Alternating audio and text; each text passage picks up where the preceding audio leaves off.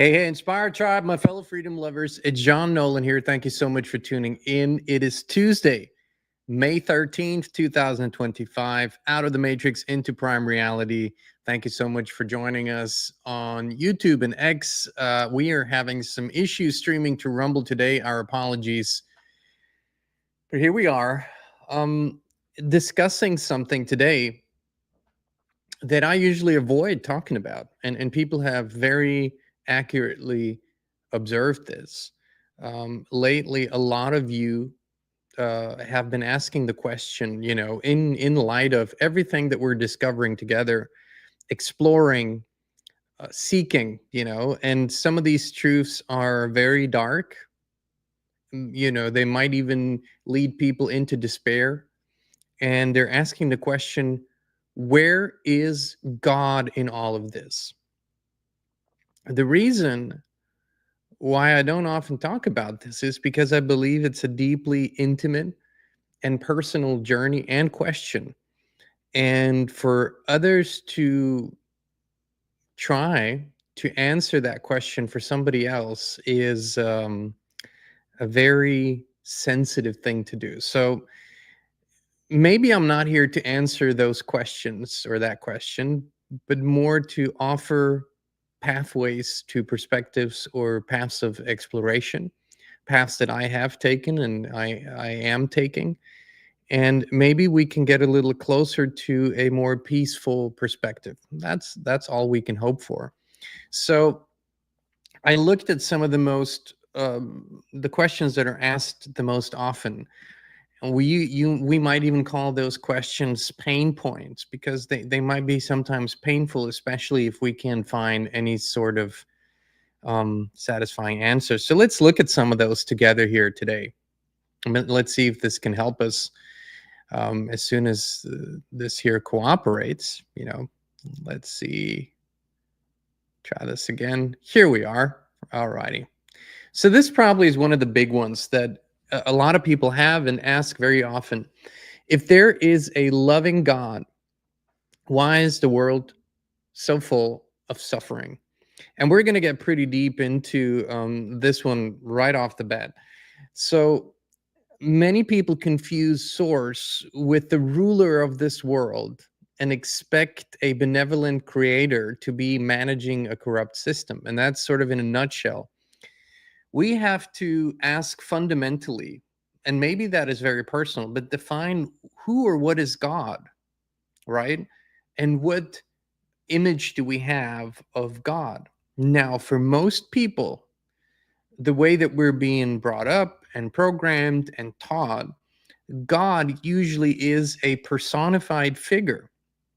We get most of the definitions and characteristics from Scripture or from the interpretation of Scripture or what others teach us based on Scripture. And so, oftentimes, more often than not, God is personified as the father, the grandfather, white long hair, white beard. Those are very, very common images. But the characteristics of God as the ruler of this world are very, very broad, right? If you look at Scripture, if you start at the Old Testament, very brutal, very judgmental. It requires sacrifices and all kinds of things. Is a vengeful, a punishing God. You move to the New Testament, that starts to change. But maybe, just maybe, in all of our explorations, we're finding that the God that is characterized in Scripture and so often talked about probably isn't just one figure. It's probably a number of entities. And maybe, just maybe, that is not the prime source of all creation, but really part of the rulers of this realm here. And this has been, this is sort of it seems like it's a big metaphysical question, but I think it's really not. I think it's a matter of following inner exploration combined with thought and logic. So when most people talk about God and when they pray to God, I do think they're praying to the ruler of this world. Now, that, in my perception and my experience, is not the same as source creation. Source creation is infinite consciousness. It is the prime energy from which everything is created. It's a fundamentally positive force, but not in a way that we interpret positive. Positive as creator force. And that source, in my experience, has no judgment, has no, uh, does not claim authority or ruling power. In other words, it is free will and honors free will at everything. So, source to me, prime creator, is that energy. So that there's a fundamental difference already here. And when people adhere to the Christian God or other religious traditions gods, then this probably won't resonate, because this is a deeply intimate and personal perspective rather than a predefined one. All right. So back to the question, if there's a loving God, why is the world so full of suffering? So the source, the true loving source, has created the potential for more and more and more creation.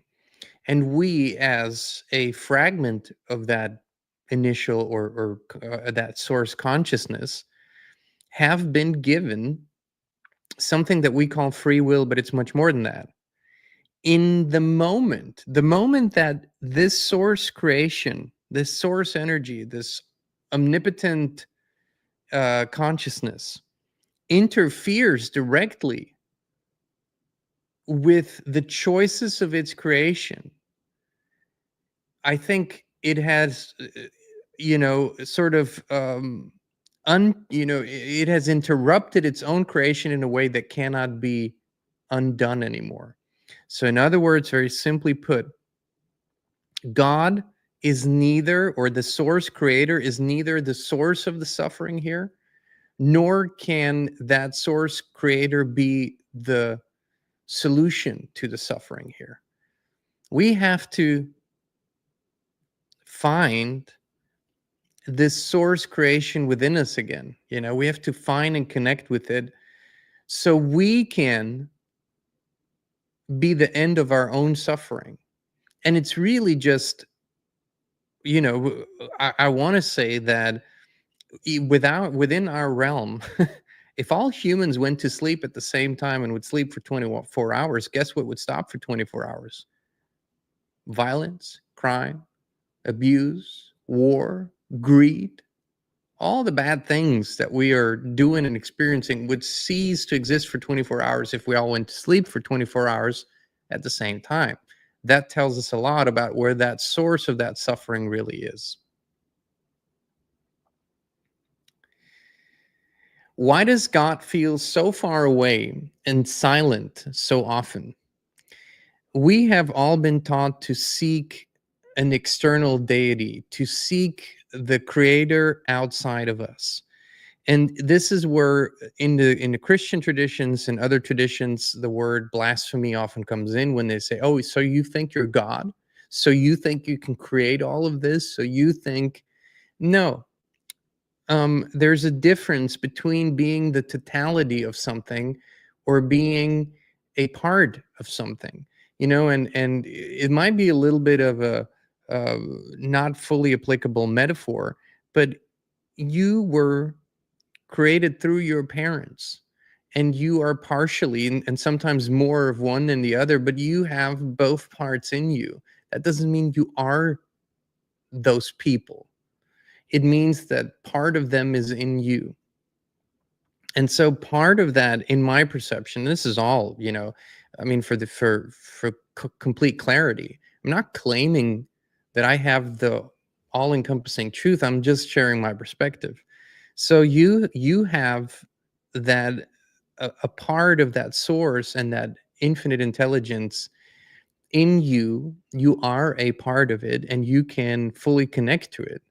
So the difference between praying to sort of from us to something outside of us, and meditating towards it and asking it, and pleading and begging, that is completely externalizing our own beautiful power and giving it to this perception of God that we were all taught is this judging God, or giving God, or graceful God, even, grace, that for some reason this being, without rhyme or reason, decides, today I'm going to be graceful towards Jean here, but I'm not going to extend that same grace to his neighbor. No rhyme or reason. And that just, all these stories are really just created to keep people used to the structure of authority, and accept that authority is everywhere, even beyond this world, and that we simply need to follow, right? So when we take that back, and I wrote a song about this actually years ago, it's called Faith in Me. And people thought, that sort of sounds like an egotistical thing, but it really wasn't at all. Because one of my main realizations in life was that, like everyone else, I was looking for the evidence of source creator everywhere, out and outside of me, and it really didn't dawn on me until I closed my eyes for long enough to find it in me. And you find that little spark, and the more you look and the more you focus on that, the more it starts to expand. It's nothing to do with blasphemy. It's just a remembering of who we really are. And we are a natural, integral part of that source creation.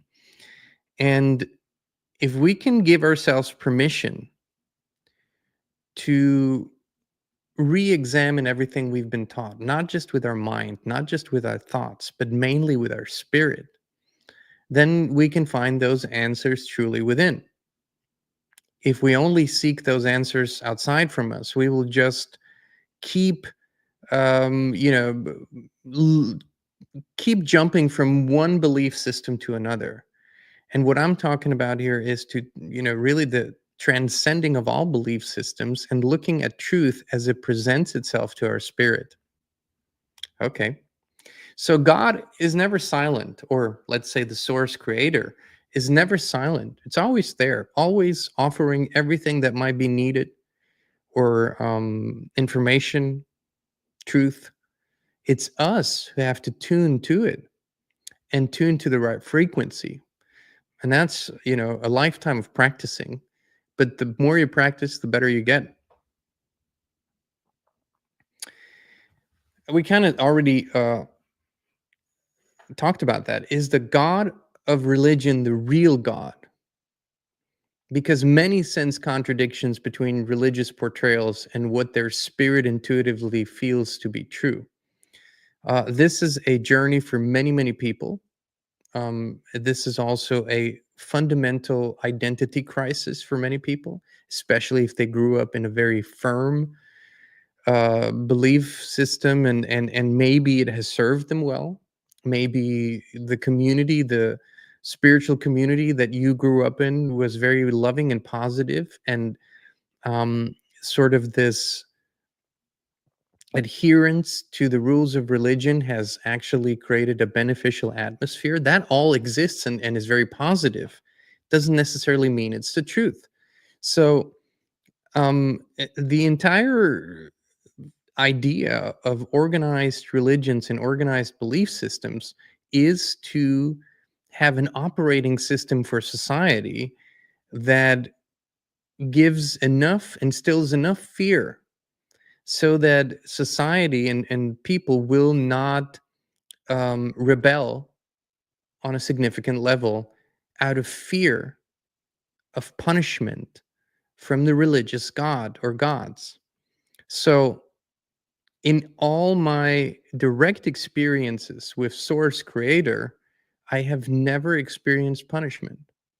And I've done a lot of things wrong in my life, and I've gone through all the human experiences, and I've hurt other people, um I have had my fair share of all of it.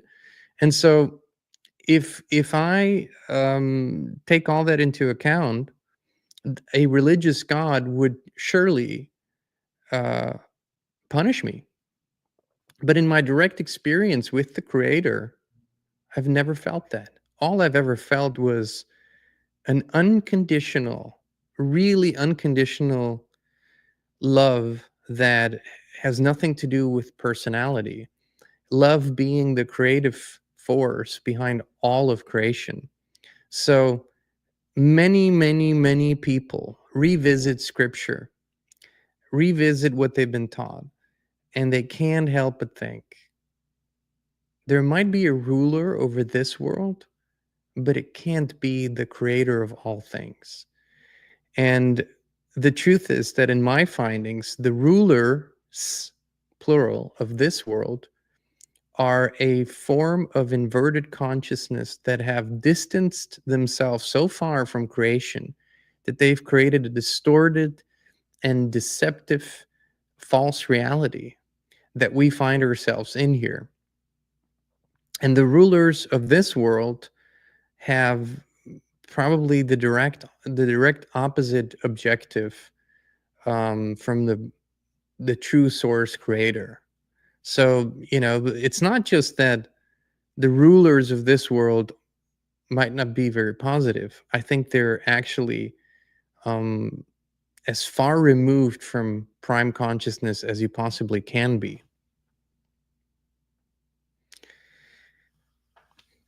Am I being punished by God for questioning? Once again, I have never experienced punishment. However, there are things that we can mistake for punishment. This realm, mimicking most likely a prime reality, this realm is also ruled by laws. And you all have heard about the law of attraction, law of resonance, um, and all these quote unquote laws are parameters, and in my perception, parts of the operating system of this reality. So you truly are, um, to a large degree, the creator of your experiences, subconsciously or consciously. I mean, it's much better when you become conscious of it, but things aren't just randomly appearing in our life.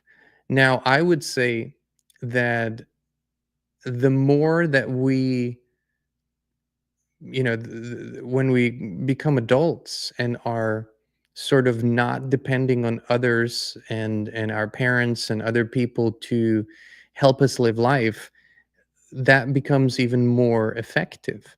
So when we put out a lot of fear and worry and doubt and despair, life tends to fill the space around us with things that resonate with that and experiences that resonate with that.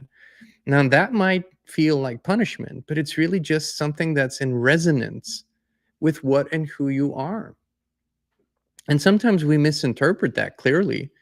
Many people misinterpret a positive thought for a positive vibration, but a positive thought can be something you learn to think, but you don't really feel it. And so what you give off is still a different vibe. So we've been taught that all the bad things that happen to us are probably God's punishment for something we did, and that's just the way it goes. I would say it's more like life's mirror for who we were. And once we begin to change that, life's mirror begins to show us something else. I've never seen over a longer period of time, I've never seen that people have truly changed their inner state. People have healed their past and turned themselves into a much better version of themselves. I've never seen that their lives don't change. It's impossible. It is impossible. One cannot be in a more wholesome and balanced state and have a completely out of whack life. It just does not work like that.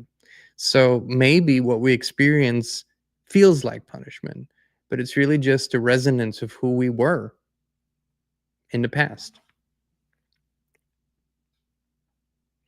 If this world is fake or controlled, is everything meaningless?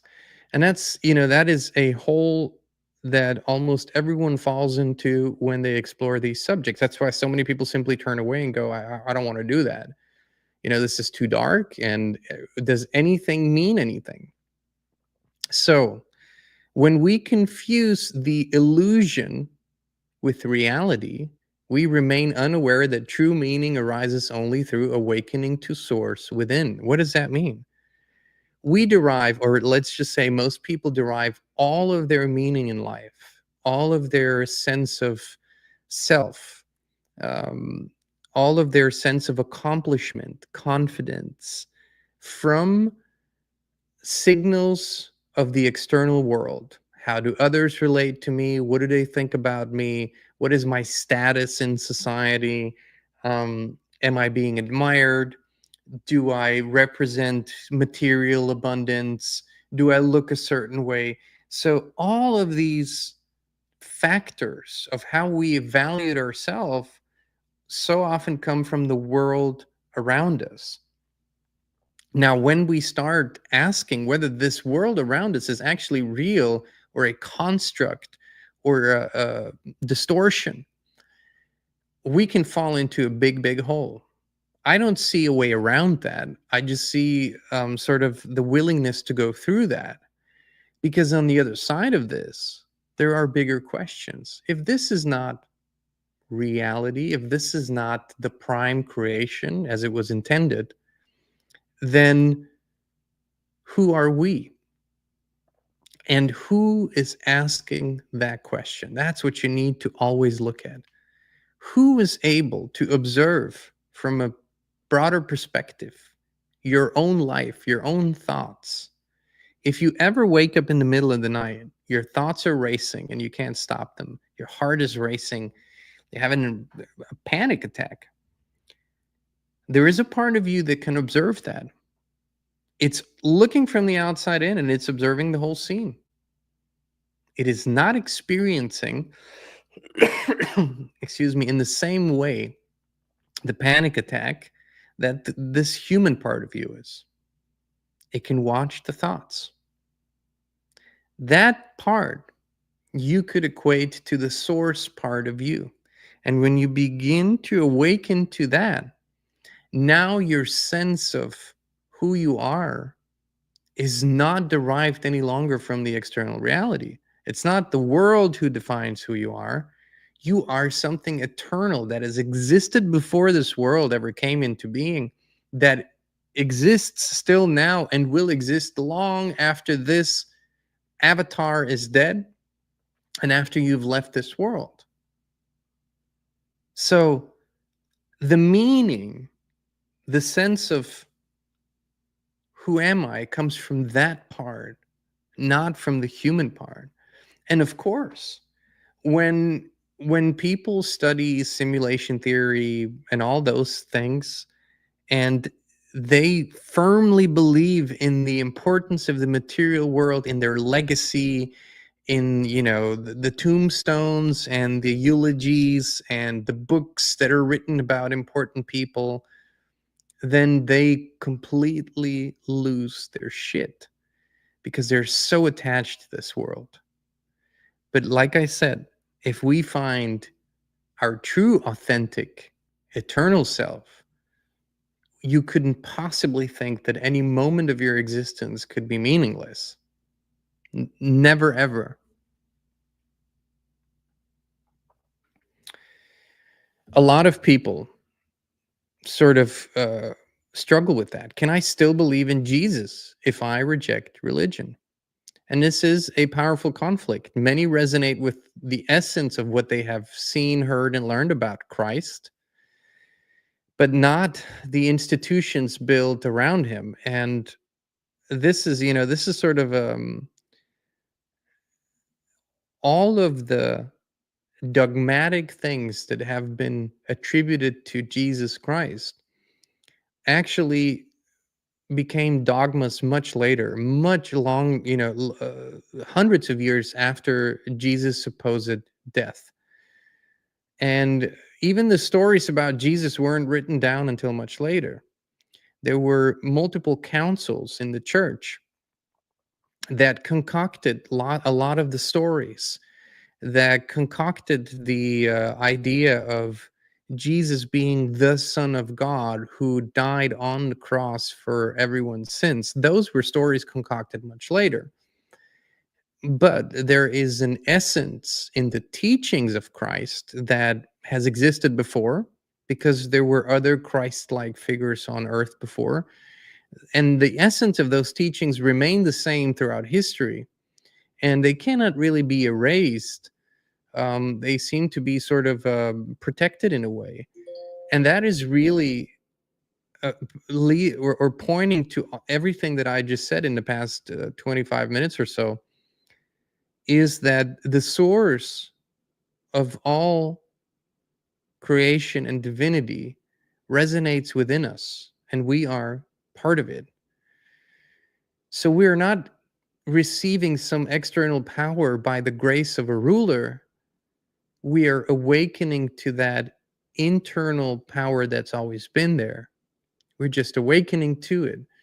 And a lot of what Christ's teachings were pathways to find that.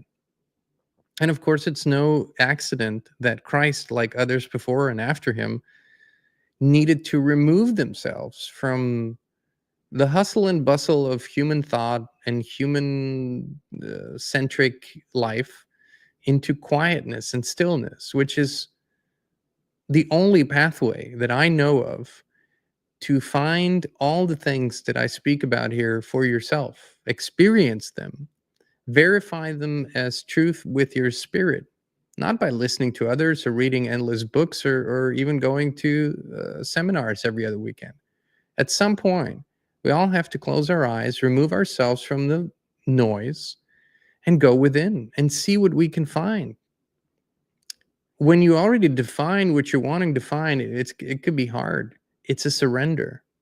It's a surrender to something you cannot see, but that when you experience it, turns out to be bigger than anything else that you can see. So, in other words, when you believe in Jesus and everything that was built on Jesus's name, you submit to an authority structure created by other humans. When you connect with Christ consciousness, that maybe the highest form of consciousness that we know of in this realm, you are seeking a personal experience. And I don't see how that could ever be wrong, or how that should ever be rejected. The other stuff, not so much for me, but hey, you have free will. It's your choice. Also, clearly a big question for many, many people right now. How do I know what's true anymore? When we deconstruct all those old beliefs and belief systems, there's a void. And clearly we need some clarity and some guidance to continue living life. But that void, that level of uncertainty, needs to be something we can deal with. It's actually our addiction to certainty that makes us so controllable, because we need to know as much as we can for sure. That's the human, that's the ego, that's the survival part of this biology here. It needs to know as many factors as it can calculate, so it can ensure the survival of the body. There's a function for that. That's not a bad function, but it shouldn't be the ruling function of life. So when we deconstruct everything that we've been taught and question it, our belief systems, our education systems, everything, we find ourselves in a state of uncertainty. Nothing seems to be clear or certain any longer. And that is uncomfortable. It is physically uncomfortable. It is spiritually uncomfortable. It is emotionally uncomfortable. But it's just something we have to go through. And if we can embrace the uncertainty, then we can actually start receiving greater answers to our questions, truthful answers to our questions. But so often, people leave one box because they've outgrown it, only to move into a bigger box. And what do those boxes do? They provide security. Oh, yeah, this is a much better belief system. Yeah, I like this version of God much more. This is a more loving God, more chill God, more spontaneous God. Cool. But it is still just a version defined by others. It's still just a box that was pre-constructed. And I think the idea is to transcend all of those pre-constructed boxes and with our spirit find, receive truthful answers. That usually means that you become um, sort of a persona non grata in most circles. You are not really fit for societal life any longer. You don't really fit in with the worldly crowd. And that has to be okay. There is no path to truth following the masses, it just doesn't work that way. So it's a very individual journey. And if we can, for a while, embrace the uncertainties, things will start to fill in and answers will begin to appear. And of course, as we move forward, we have to be willing to keep an open mind and an open perspective to new truth and evidence as it appears. You know, so I think the end of every journey of growth and consciousness expansion is the belief I know it all now. I figured it all out, you know? That usually is a big trap. It might give you some comfort in a moment, but it will keep you stagnant where you are.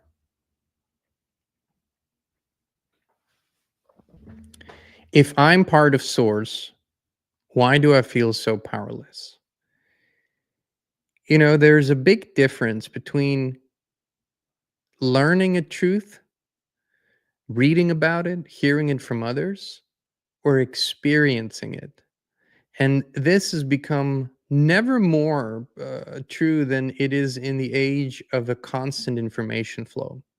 So, in other words, you can listen to these words that I'm sharing, and maybe some resonates as truth for you, but that doesn't mean you're having the same or you having this the experience of it. You're actually living through it.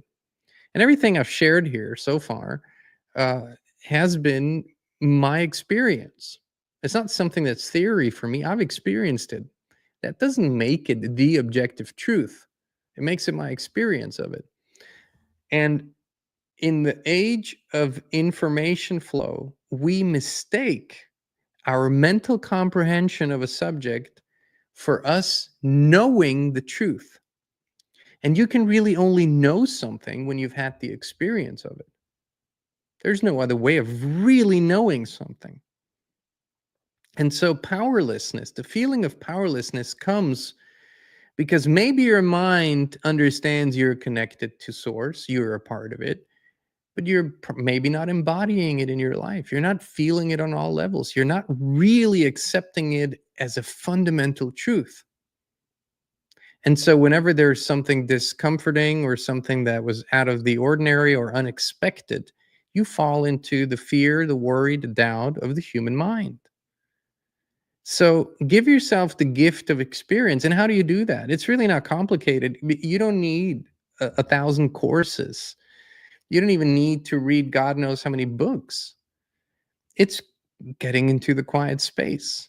And I don't even call it meditation anymore because that word is so loaded and so um pulled out of the truth, and people think, oh, all I have to do is bend my knees in the right way and sit in a lotus position And within 10 minutes, I'm going to have a profound spiritual experience. It can happen.